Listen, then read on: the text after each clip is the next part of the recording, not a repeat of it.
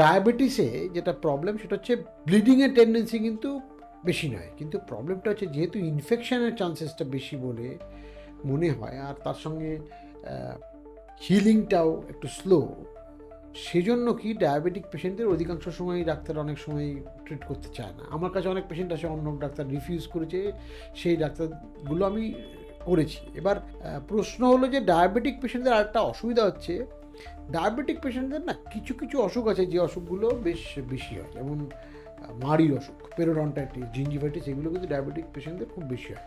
আর ব্যাপারটা হচ্ছে পেরোডন্টাইটিস থাকলে ডায়াবেটিসের কন্ডিশনও বেশি খারাপ হয়, সুগারের কন্ট্রোল কমে। অতএব পেরোডন্টাইটিসটা ট্রিট করা দরকার, কারণ পেরোডন্টাইটিস একটা ইনফেকশন, গামের ইনফেকশন। অর্থাৎ আর্লি স্টেজে ডিটেকশনটা এবং হ্যাঁ, সেটাকে ট্রিট যদি করা আর্লি স্টেজে নাও হয়, যদি পরেও আসে, it needs to be treated. কারণ শরীরের যে কোনো জায়গায় যদি একটা ইনফেকশাস একটা অরিজিন থাকে, তাহলে ডায়াবেটিসের কিন্তু কন্ট্রোল খারাপ হয়।